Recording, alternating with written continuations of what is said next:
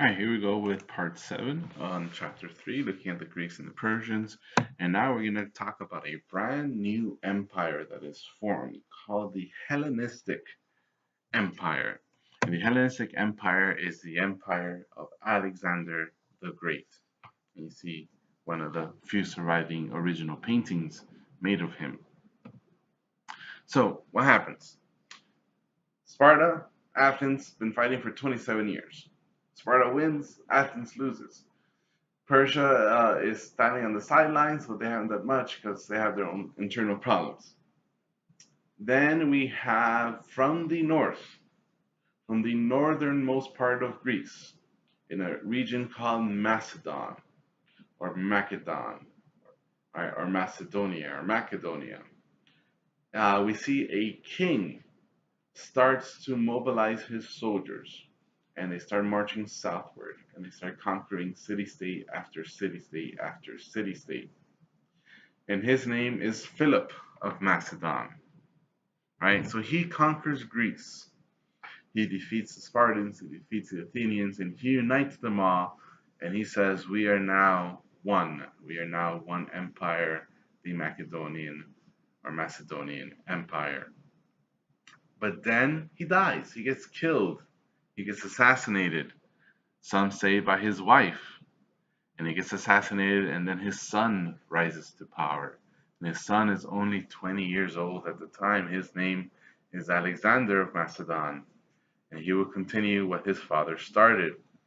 And one of the reasons the Macedonians were so successful is in the organization of their soldiers called the Macedonian Phalanx, right? These lines of soldiers with long spears, right? They would march into battle and be very, very successful, right? Here we see that long spear.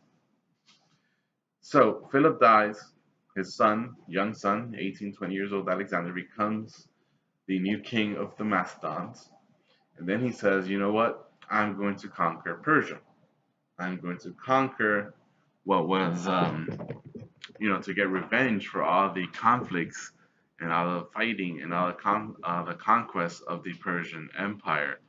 So Alexander the Great unites the Greeks as one army, one empire, the Hellenistic Empire, and he sends them to conquer. He sends them to conquer the Persians. And there's this long video, but we don't have time to show you. So Alexander creates his Hellenistic Empire.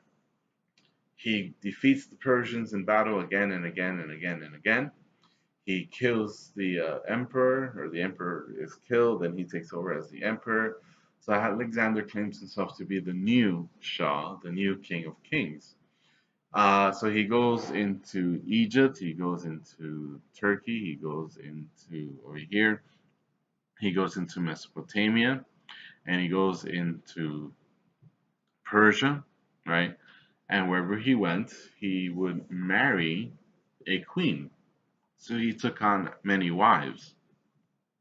And Alexander, his empire, he divided it just like the Persians did, right, into satraps, right? And each satrap is ruled by a local bureaucrat, local ruler, who answered to Alexander, right?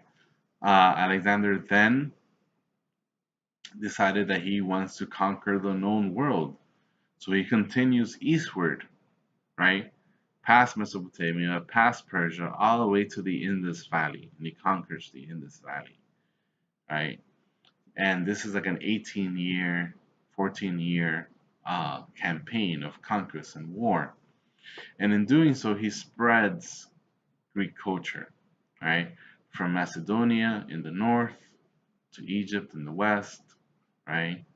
All the way to the Indus Valley in the east of India, right? And he stops right here because the Indians were able to hold off his conquest. His soldiers were tired.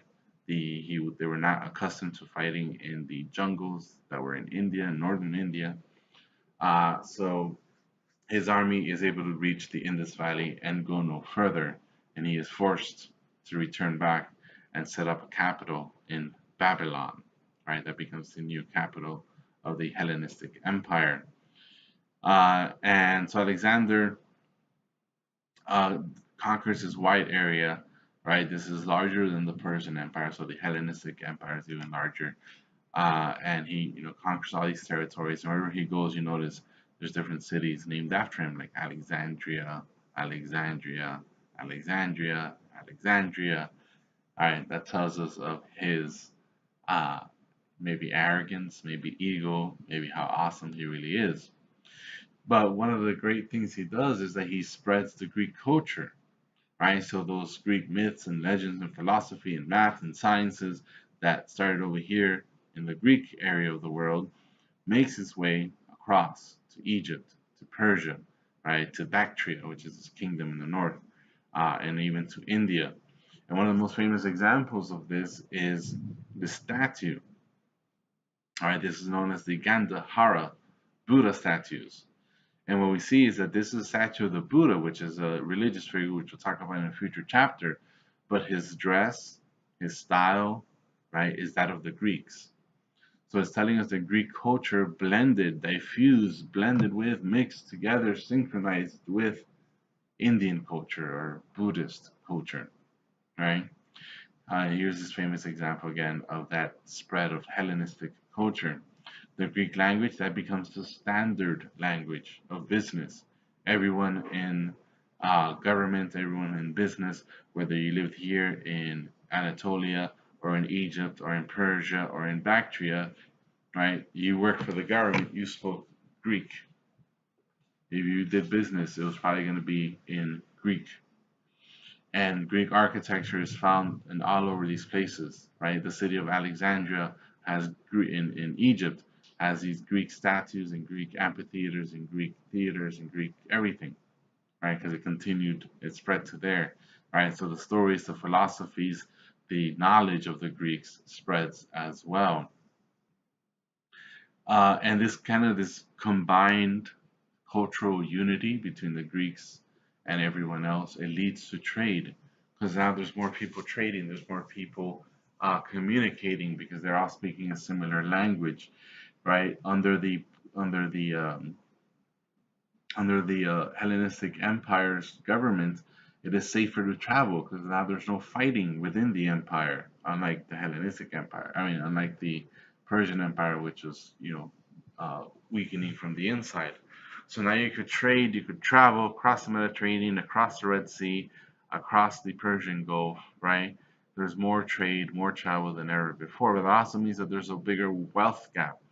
In other words, the rich are getting richer and the poor are getting poorer, right? Which is kind of always the case. And here we see, borrowing the idea from the Persians, Alexander will have his face printed on all his coins, again, to kind of subtly tell everyone, hey, Alexander's in charge.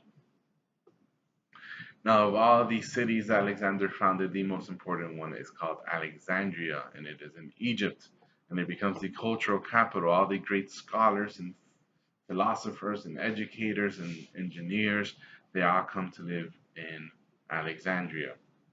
And they have a awesome lighthouse, the first of its kind. They have this awesome library, which is more like a university. It houses all these books, and all these people came and studied there. And it was this great capital. There was Jewish people living there. There were Greeks. There were Persians. There were Egyptians of all sorts, all sizes, all living together in this incredible city, right?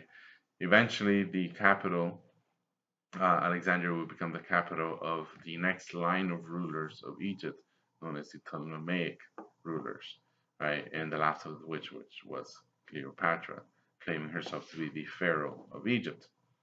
So Alexandria becomes a center of learning, right? They have a museum, they have a library, very multicultural, and it has a port, it's on the Mediterranean Sea, so a lot of trade as well. They also built this city called Petra, right? So Petra is in the modern country of Jordan. You might have seen this. You ever seen the Indiana Jones movie? And basically, it's a city that's carved on the side of a mountain. But the columns, the friezes, the statues, they're all Greek, right? The facade, the statues on the front, right? They're all in the style of the Greeks. So again, this is another evidence of that Greek culture spreading outside of the Greek homeland. So Alexander, awesome conqueror, great general, defeats everyone, uh, crappy ruler. And even though he had a whole bunch of wives, he left no heir. So then when he died, who's the next emperor, right? So what they decided to do, right? Here we see Alexander and all his people there, mourning his death. But once he dies, his generals decide that it's best to just divide the greatest empire ever, into kingdoms, and they divide into four separate kingdoms.